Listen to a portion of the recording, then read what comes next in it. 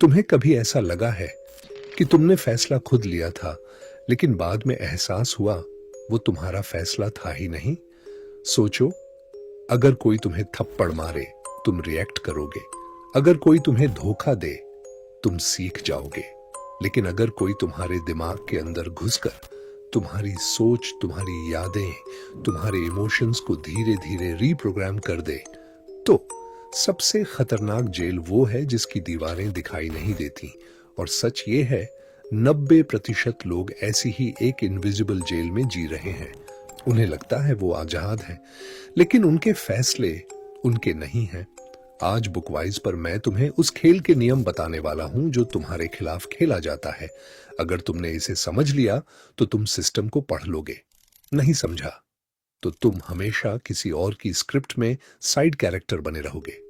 Dark psychology का मतलब ये नहीं कि कोई विलन तुम्हारे सामने खड़ा है। अक्सर मैनिपुलेटर सूट पहनकर आता है, कभी दोस्त बनकर, कभी लवर बनकर, कभी बॉस बनकर, कभी केयर करने वाला बनकर।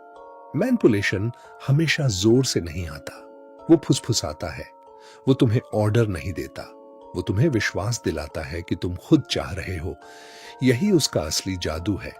तुम सोचते हो मैंने खुद हां कहा, लेकिन तुमने हां इसलिए कहा क्योंकि तुम्हारे अंदर के किसी डर, किसी गिल्ट, किसी चाहत को ट्रिगर किया गया। मैनिपुलेटर तुम्हें बदलने की कोशिश नहीं करता, वो तुम्हारी कमजोरियों को एम्पलीफाई करता है। तुम्हें बस एक चीज करनी है आज से, ऑब्जर्व। रिएक्ट मत करो, ऑब्जर्व करो। अब शुरू करते हैं पहली टेक्निक से, और ये इतनी सटल है कि लोग सालों तक पहचान नहीं पाते। मान लो तुमने अपने पार्टनर को किसी से फ्लर्ट करते देखा, तुमने मैसेज भी पढ़ा, तुमने टोन भी महसूस की। जब तुम बात उठाते हो, सामने से जवाब आता है, तुम पागल हो क्या? तुम्हें हर जगह धोखा दिखता है। तुम्हारी इनसिक्योरिटी है ये।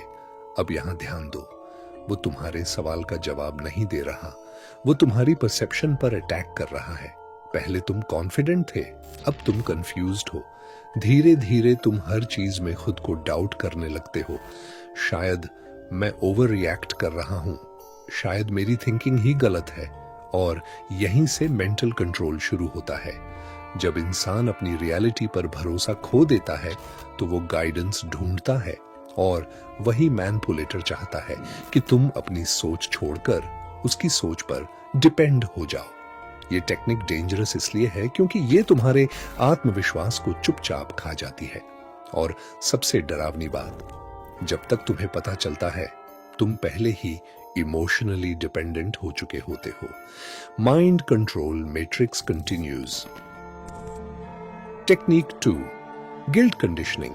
जब कोई तुम्हारी रियलिटी हिला देता है तो अगला कदम होता है तुम्हें इमोशनली बांधना। ये टेक्निक सीधी नहीं होती, ये तुम्हारे अंदर के अच्छे इंसान को टारगेट करती है।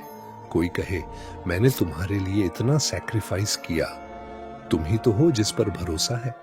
अगर तुम भी नहीं समझोगे तो कौन समझेगा? अब सुनने में ये प्यार लगता है, लेकिन असल में ये इमोशनल डेट क्रिएट करना है। इंसान नेचुरली रीपे करना चाहता है।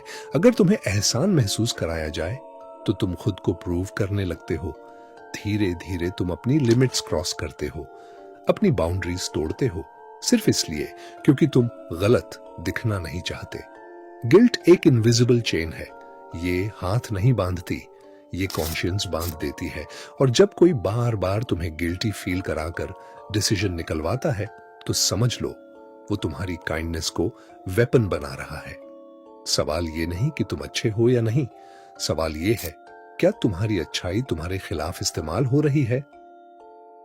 Technique 3, intensity illusion. अब आते हैं सबसे डेंजरस इमोशनल ट्रैप पर। कुछ लोग तुम्हारी लाइफ में तूफान की तरह आते हैं, तेज, इंटेंस, ओवरवेलमिंग। पहले हफ्ते में ही तुम मेरे लिए सब कुछ हो।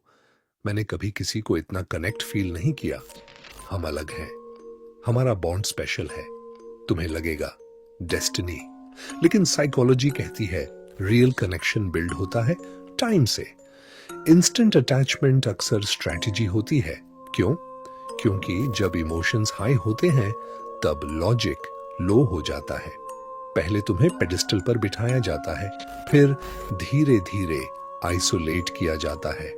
वो दोस्त तुम्हें डिजर्व नहीं करते, तुम्हारे फैमिली वाले टॉक्सिक हैं, सिर्फ मैं तुम्हें समझता हूं। धीरे धीरे तुम्हारी दुनिया छोटी हो जाती है और उसका इन्फ्लुएंस बड़ा, इंटेंसिटी एडिक्शन बन जाती है। तुम काम रिलेशनशिप को बोरिंग समझने लगते हो और यही ट्रैप है। अगर कोई बहुत जल्दी तुम्हें इमोशनली हुक कर ले तो स्टेप बैक लो। स्पीड जितनी ज्यादा, रिस्क उतना बड़ा। Technique 4, fear framing, invisible pressure. अब इमेजिन करो, तुम्हारा बॉस कहता है, देखो इस प्रोजेक्ट में गलती हुई तो कॉन्सिक्वेंसेस होंगे। ये नॉर्मल वार्निंग हो सकती है, लेकिन अगर हर बात फियर से फ्रेम्ड हो, ये नहीं किया तो फ्यूचर खत्म, ये डिसीजन नहीं लिया तो रिग्रेट करोगे, मेरे खिलाफ गए तो नुकसान तुम्हारा होगा, तो ये गाइडेंस नहीं, कंट्रोल है। फियर इंसान को सर्वाइवल मोड में डाल देता है। सर्वाइवल मोड में इंसान सोचता नहीं, ओबे करता है। जब तुम डर से डिसीजन लेते हो तो तुम फ्रीडम से नहीं, प्रेशर से ऑपरेट कर रहे हो। मैनिपुलेटर जानता है, डरा हुआ इंसान सवाल नहीं पूछता। अब कहानी यहां रुकती नहीं। अगले हिस्से में हम बात करेंगे उस टेक्निक की जो तुम्हें चुप्पी से तोड़ देती है, और उस कंपैरिजन गेम की जो तुम्हें खुद से ही लड़वा देती है। अगर तुम अभी तक ध्यान से सुन रहे हो तो तुम ऑलरेडी 90% लोगों से आगे हो। रेडी हो अगले लेवल के लिए? ठीक है, अब हम जा रहे हैं और गहराई में। यहां से खेल और सटल हो जाता है।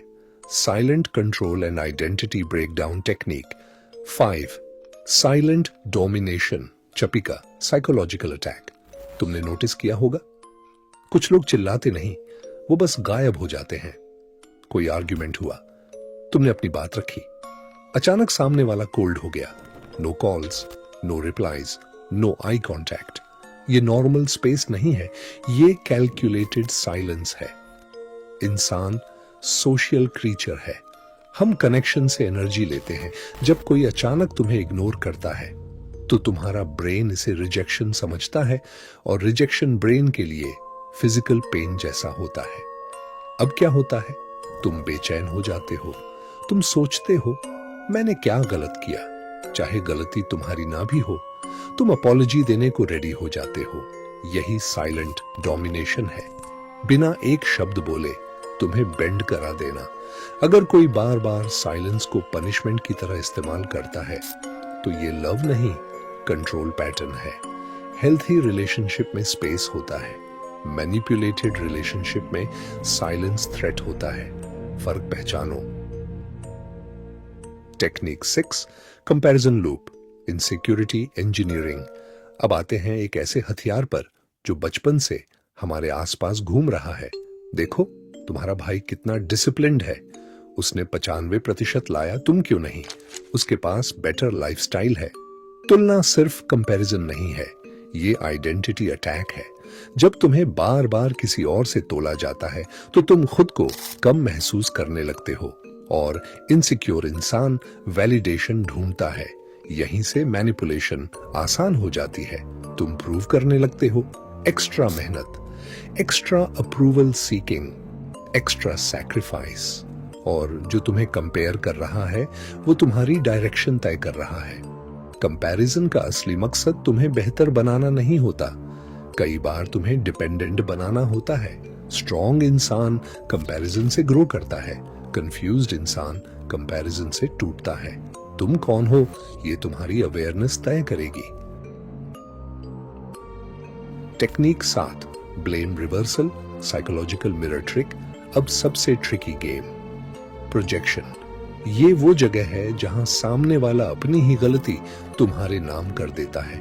वो खुद इनसिक्योर है लेकिन तुम्हें पॉजिटिव कहेगा। वो खुद झूठ बोले लेकिन तुम्हें ट्रस्ट इश्यू वाला बताएगा। वो खुद कमिटमेंट से डरता हो लेकिन तुम्हें इमेच्योर बोलेगा। धीरे धीरे तुम डिफेंड मोड में आ जाते हो। तुम एक्सप्लेन करते रहते हो, तुम प्रूव करते रहते हो, और वो आराम से गिल्ट ट्रांसफर कर देता है। प्रोजेक्शन एक साइकोलॉजिकल मिरर है जिसमें वो अपना रिफ्लेक्शन तुम्हें दिखाता है। अगर हर कॉन्फ्लिक्ट में नैरेटिव एक जैसा हो, तुम प्रॉब्लम हो, तो एक बार शांत होकर पैटर्न ऑब्जर्व करो। क्या सच में हर बार गलती तुम्हारी है या कोई अपना बोझ तुम्हारे कंधे पर रख रहा है? अब ध्यान दो, हम यहां तक आ चुके हैं।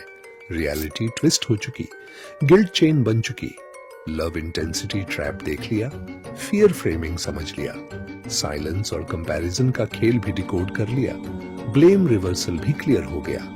लेकिन अभी सबसे डेंजरस लेवल बाकी है। अगले हिस्से में हम बात करेंगे विक्टिम मास्क, स्कैर्सिटी प्रेशर और स्वीट प्रेज ट्रैप के फाइनल साइकोलॉजिकल स्ट्राइक की।